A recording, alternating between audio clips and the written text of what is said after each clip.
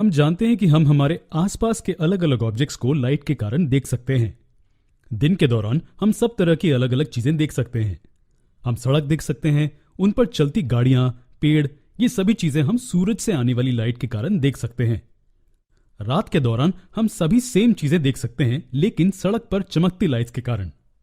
पहले केस में सन हमें लाइट देता है और दूसरे केस में स्ट्रीट लाइट्स हमें लाइट देती है। ऑब्जेक्ट्स जो खुद की लाइट पैदा करते हैं उन्हें ल्यूमिनस ऑब्जेक्ट्स कहते हैं, जबकि ऑब्जेक्ट्स जो खुद की लाइट पैदा नहीं कर सकते उन्हें नॉन ल्यूमिनस ऑब्जेक्ट्स कहते हैं। सन, स्टार्स, लाइट बल्ब्स ये कुछ ल्यूमिनस ऑब्जेक्ट्स के एग्जाम्पल्स हैं। सीमेंट रोड, स्टील पोल, पेड़ और बेंचेस नॉन ल्यूमिनस ऑब्जेक्ट्स हैं। हमारी बॉडी भी नॉन ल्यूमिनस है, हम खुद की लाइट पैदा नहीं कर सकते हैं। ज्यादातर ऑब्जेक्ट्स जो हम रोजाना अपने जीवन में देखते हैं वो नॉन ल्यूमिनस हैं। किताब, पेन, लकड़ी and so on non luminous हैं। लेकिन हम ये नॉन ल्यूमिनस ऑब्जेक्ट्स कैसे देख सकते हैं? हाँ, आप कहेंगे कि हम इन्हें लाइट के कारण देख सकते हैं। जी हाँ, ये सही है, लेकिन और प्रिसाइज आंसर ये है कि हम नॉन ल्यूमिनस ऑब्जेक्ट्स लाइट के रिफ्लेक्शन के कारण देख सकते हैं। लाइट उनके सर्फेसेस से बाउंस होती है। जब ये रिफ्लेक्टेड लाइट हमारी आंखों तक पहुंचती है तब हम इन्हें देख सकते हैं। लाइट की एक इंपॉर्टेंट कैरेक्टरिस्टिक को डिस्कस करेंगे और वो है कि लाइट हमेशा एक स्ट्रेट लाइन में ट्रैवल करती है। यह ऑब्जर्वेशन 280 BC के आसपास यूक्लिड द्वारा पहले किया गया था। आप अपने घर में भी इसी सेम चीज को ट्राई कर सकते हैं। दो पाइप्स लीजिए, एक जो स्ट्रेट हो बिना किसी बेंड के और दूसरी जो बीच में से बेंड हो। अब स्ट्रेट पाइप के खुले सिरे से कैंडल की फ्लेम को देखें। आप कैंडल की फ्लेम को क्लियरली देख सकते हैं, जिसमें कुछ भी चौंकाने वाला नहीं है। अब इसे पाइप जो कि बेंट है उसकी मदद से देखिए। आप कुछ भी क्लियरली नहीं देख पाएंगे। अलग अलग तरीके से बेंड हुई अलग अलग पाइप्स का उपयोग करके हर एक में से फ्लेम को देखने की कोशिश करें। आप फिर से इनमें से किसी से भी फ्लेम को नहीं देख पाएंगे। इसका क्या मतलब हुआ? खैर, इससे हमें यह पता चलता है कि लाइट एक स्ट्रेट लाइन का पाथ लेती है, नहीं तो हम किसी भी बेंट पाइप से थोड़ी या पूरी लाइट देख सकते थे। यह फैक्ट लेकिन पूरी तरह से सही नहीं है। आइंस्टाइन ने यह भविष्यवाणी की थी कि लाइट ग्रेविटी के कारण बेंड हो सकती है, और टोटल सोलर इक्लिप्स के दौरान यह देखा गया है कि जब मून अर्थ और सन के बीच में होता है, सन के पीछे मौजूद स्टार्स से आने वाली लाइट हमें दिखाई देती है। खैर, ऐसा नहीं होना चाहिए अगर लाइट स्ट्रेट लाइन में ट्रैवल करती है, क्योंकि ये सन के द्वारा ब्लॉक हो जानी चाहिए। लेकिन ऐसा इसलिए होता है क्योंकि स्टार्स से आने वाली लाइट सन की ग्रेविटेशनल फील्ड से बेंड हो जाती है।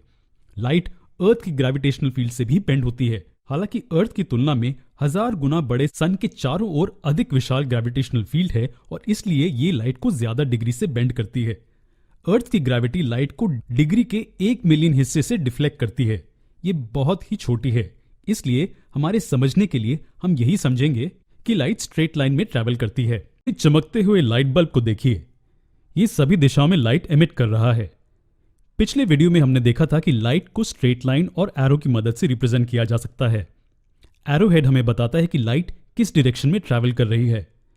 ये एक लाइट रे है, और इसी तरह ही लाइट की ऐसी इन्फिनिट रेज होती हैं जो बल्ब से आती हैं और इन्हें ऐसे अलग अलग डायरेक्शन में ट्रैवल करते हुए दिखाया जा सकता है। अब लाइट रिफ्लेक्शन के कुछ लॉज का पालन करती है। क्योंकि लाइट को हम एक रे की तरह सोचते हैं, हम कह सकते हैं कि लाइट की रे रिफ्लेक्शन के लॉज का पालन करती है। और क्योंकि यहां रिफ्लेक्शन हो रहा है, लाइट यहां से बाउंस होगी, यानी कि लाइट किसी सरफेस से रिफ्लेक्ट होगी। हम इन लॉज को पढ़ने के लिए मिरर की प्लेन सरफेस का इस्तेमाल करेंगे। चलिए, मिरर के इस प्लेन सरफेस को कंसिडर कीजिए। मान लीजिए कि बल्ब से आती हुई लाइट की एक रे मिरर के इस पॉइंट पर टकराती है। इसे इंसिडेंट रे कहते हैं। हम जानते हैं कि मिरर इस रे को रिफ्लेक्ट कर देगा और रिफ्लेक्टेड रे इस दिशा में ट्रैवल करेगी। लेकिन इस दिशा में ही क्यों? खैर, यह रिफ्लेक्शन ऑफ लाइट के पहले लॉ की वजह से है। इसे समझने के लिए चलिए सरफेस पर पॉइंट ऑफ इंसिडेंस पर एक परपेंडिकुलर ड्रॉ करते हैं। इस लाइन को नॉर्मल भी कहते हैं। ये रहे रिफ्लेक्शन के दो लॉज, जिनका पालन कोई भी लाइट रे करती है रिफ्लेक्शन के बाद। पहले लॉ को समझने के लिए हमें एंगल ऑफ इंसिडेंस और एंगल ऑफ रिफ्लेक्शन का मतलब पता होना चाहिए। एंगल ऑफ इंसिडेंस वो एंगल है जो नॉर्मल के साथ इंसिडेंट रे द्वारा बनाया गया है। ये आई से डिनोट किया जाता है, और आप आसानी से अनुमान लगा सकते हैं कि एंगल ऑफ रिफ्लेक्शन क्या होगा। ये एंगल नॉर्मल के साथ रिफ्लेक्टेड रे द्वारा बनाया गया एंगल है। इसे आर से डिनोट किया जाता है। तो हमारा पहला लॉ कहता है कि angle of incidence angle of reflection के हमेशा बराबर होगा, आई आर के बराबर होगा। यहां क्योंकि आई आर के बराबर है, अगर इंसिडेंट रे इस पॉइंट पर स्ट्राइक करती है तो रिफ्लेक्टेड रे इसी दिशा में ट्रैवल करेगी, और ये इसलिए ताकि आर का मेजर आई के बराबर हो। अगर हम इंसिडेंट रे को यहां मूव करें तो आर का मेजर आई के बराबर रखने के लिए रिफ्लेक्टेड रे भी मूव करेगी, तो आई हमेशा आर के बराबर होगा। ठीक है, तो ये थी हमारी पहली स्टेटमेंट। अब दूसरी स्टेटमेंट का क्या?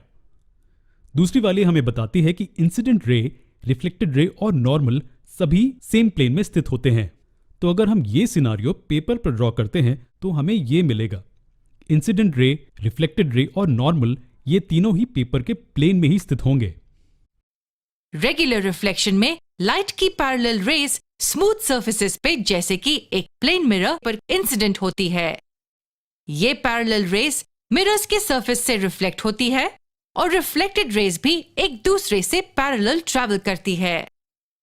डिफ्यूज्ड रिफ्लेक्शन में लाइट की पैरेलल रेज इरेगुलर सरफेस पर इंसिडेंट होती है और रिफ्लेक्टेड रेज अलग अलग दिशाओं में ट्रैवल करती है।